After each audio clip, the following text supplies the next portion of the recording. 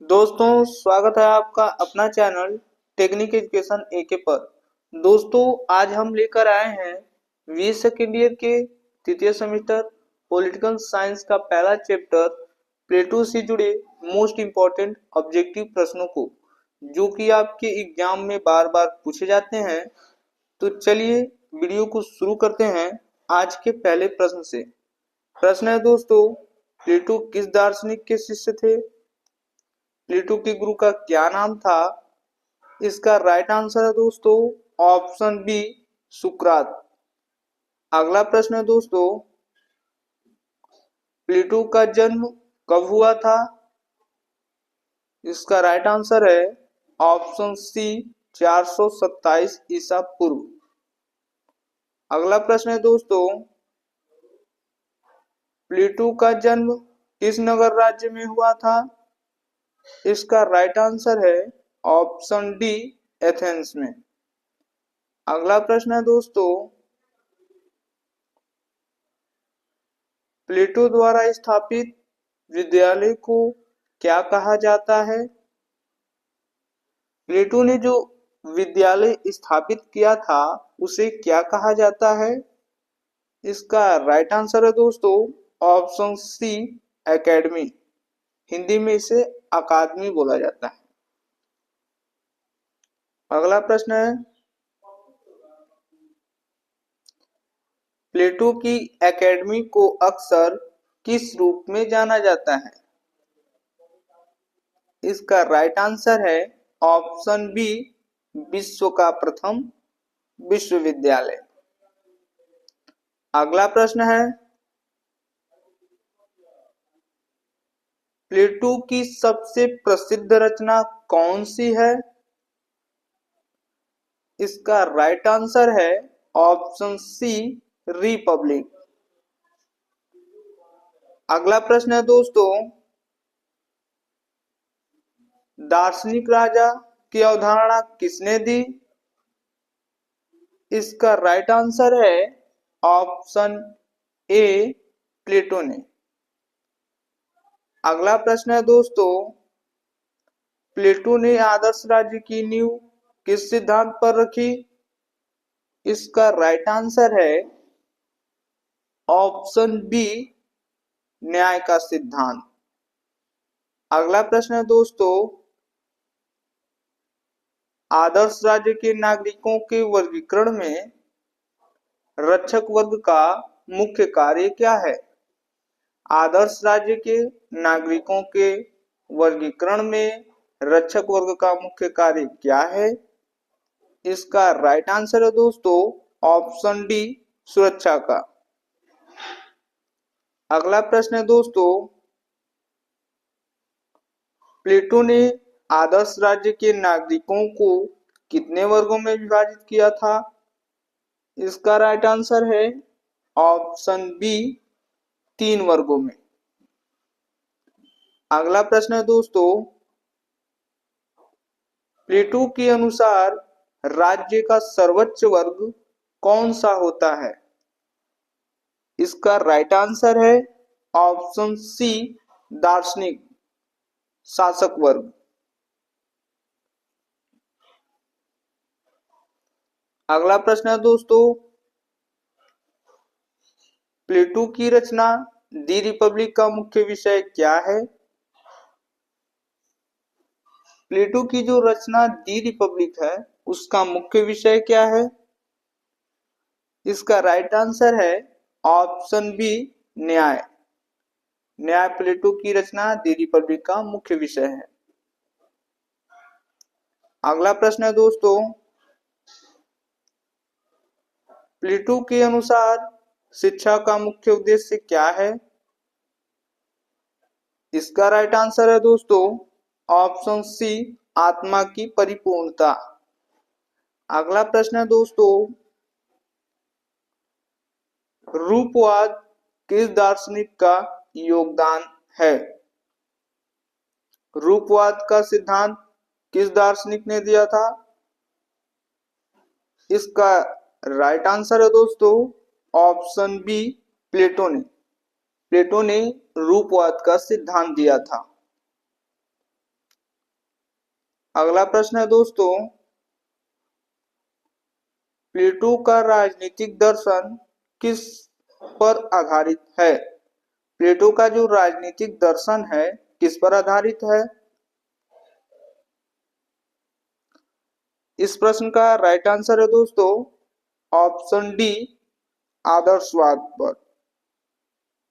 अगला प्रश्न है दोस्तों, प्लेटो किस शासन व्यवस्था के प्रति आलोचनात्मक थे? अर्थात प्लेटो किस शासन व्यवस्था को सही नहीं मानते थे, उसकी आलोचना करते थे? इसका राइट आंसर है ऑप्शन सी, लोकतंत्र को। अगला प्रश्न है, प्लेटो की अंतिम रचना कौन सी मानी जाती है? इसका राइट आंसर है दोस्तों ऑप्शन बी, लॉज। अगला प्रश्न है दोस्तों, प्लेटो की रचना दी लॉज का मुख्य विषय क्या है? प्लेटो की जो रचना दी लॉज है उसका मुख्य विषय क्या है? इसका राइट आंसर है दोस्तों ऑप्शन सी, राज्य का कानून। अगला प्रश्न है दोस्तों, प्लेटो की मृत्यु कब हुई थी? इसका राइट आंसर है दोस्तों ऑप्शन ए, 347 ईसा पूर्व में। अगला प्रश्न है दोस्तों, प्लेटो के राजनीतिक विचार किस रचना में सर्वाधिक मिलते हैं? इसका राइट आंसर है ऑप्शन बी, रिपब्लिक। रिपब्लिक जो प्लेटो की रचना है उसमें प्लेटो की राजनीतिक विचार सर्वाधिक मिलते हैं, सबसे अधिक मिलते हैं। अगला प्रश्न है, प्लेटो के अनुसार आत्मा के 3 भाग कौन से हैं? प्लेटो के अनुसार आत्मा के 3 भाग कौन से हैं? इसका राइट आंसर है दोस्तों ऑप्शन ए, तर्क, साहस, इच्छा। अगला प्रश्न है दोस्तों, प्लेटो को किस प्रकार का दार्शनिक माना जाता है? इसका राइट आंसर है ऑप्शन बी, आदर्शवादी। अगला प्रश्न है दोस्तों, प्लेटो की रचनाएं मुख्यतः किस रूप में लिखी गई हैं? इसका राइट आंसर है ऑप्शन ए, संवाद। प्लेटो की जितनी भी रचनाएं हैं वो मुख्य रूप से प्रश्नावली या वार्तालाप की शैली में लिखी गई हैं, इसलिए उन्हें संवाद कहा जाता है। अगला प्रश्न है दोस्तों,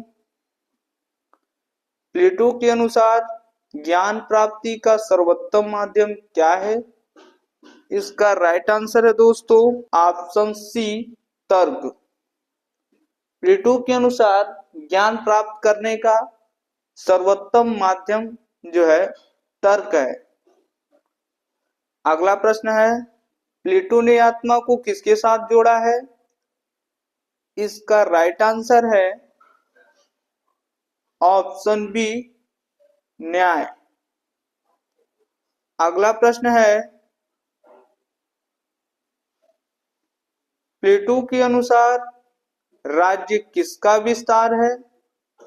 इसका राइट आंसर है दोस्तों ऑप्शन ए, व्यक्ति की आत्मा का। प्लेटो के अनुसार राज्य का विस्तार जो है व्यक्ति की आत्मा का विस्तार है। अगला प्रश्न है, प्लेटो के अनुसार दार्शनिक वर्ग का सद्गुण क्या है? प्लेटो के अनुसार दार्शनिक वर्ग यानी शासक वर्ग का सद्गुण क्या है? तो इसका राइट आंसर है ऑप्शन बी, बुद्धि। अगला प्रश्न है दोस्तों, प्लेटो के अनुसार सैनिक वर्ग किस सद्गुण का प्रतिनिधित्व करता है? इसका राइट आंसर है दोस्तों ऑप्शन सी, साहस का। अगला प्रश्न है, प्लेटो ने राज्य के जन्म का कारण किसे माना है? इसका राइट आंसर है दोस्तों ऑप्शन डी, मनुष्य की आवश्यकताएं। अगला प्रश्न है, प्लेटो के अनुसार राज्य का सर्वोच्च सद्गुण कौन सा है? प्लेटो के अनुसार राज्य में सर्वोच्च सद्गुण क्या होना चाहिए? इसका राइट आंसर है ऑप्शन ए, न्याय। अगला प्रश्न है दोस्तों, प्लेटो ने शिक्षा को किस आयु से प्रारंभ करने की सलाह दी है? इसका राइट आंसर है दोस्तों ऑप्शन ए, जन्म से। दोस्तों, प्लेटो ने शिक्षा को दो भागों में बांटा है, पहला प्रारंभिक शिक्षा और दूसरा उच्च शिक्षा। प्राथमिक शिक्षा जो कि 6 से लेकर के 20 वर्ष तक है, और दूसरी शिक्षा जो है उच्च शिक्षा है जो कि 21 वर्ष से लेकर के 50 वर्ष के बीच में दी जाएंगी। ये प्लेटो के अनुसार दो प्रकार की शिक्षाएं हैं। अगला प्रश्न है दोस्तों, प्लेटो के अनुसार राज्य की उत्पत्ति किस रूप में हुई? इसका राइट आंसर है ऑप्शन सी, आर्थिक आवश्यकता। अगला प्रश्न है दोस्तों, दिलौज किस प्रकार की रचना है? प्लेटो की जो रचना दिलौज है किस प्रकार की रचना है? तो इसका राइट आंसर है ऑप्शन डी, राजनीतिक कानूनी ग्रंथ। अगला प्रश्न है दोस्तों, प्लेटो के अनुसार कौन सा वर्ग धन से मुक्त रहना चाहिए? इसका राइट आंसर है ऑप्शन बी, सैनिक एवं शासक वर्ग। प्लेटो के अनुसार कौन सा वर्ग धन से मुक्त रहना चाहिए? तो इसका राइट आंसर है ऑप्शन बी, सैनिक एवं शासक वर्ग। अगला प्रश्न है, प्लेटो ने आदर्श राज्य की नींव किस सिद्धांत पर रखी? प्लेटो ने आदर्श राज्य की नींव किस सिद्धांत पर रखी? इसका राइट आंसर है ऑप्शन ए, शरीर और आत्मा। तो दोस्तों, ये थे प्लेटो से जुड़े सबसे महत्वपूर्ण ऑब्जेक्टिव प्रश्न जो बार बार परीक्षाओं में पूछे जाते हैं। दोस्तों, अगर हमारा ये वीडियो आपको पसंद आया है तो वीडियो को लाइक कीजिए, कमेंट करके बताइए कि अगला वीडियो किस टॉपिक पर देखना चाहते हैं, और हमारे चैनल को सब्सक्राइब करना बिल्कुल मत भूलें। मिलते हैं पॉलिटिकल साइंस के अगले मोस्ट इम्पोर्टेंट चैप्टर की वीडियो में। तब तक के लिए धन्यवाद। जय हिंद, वंदे मातरम।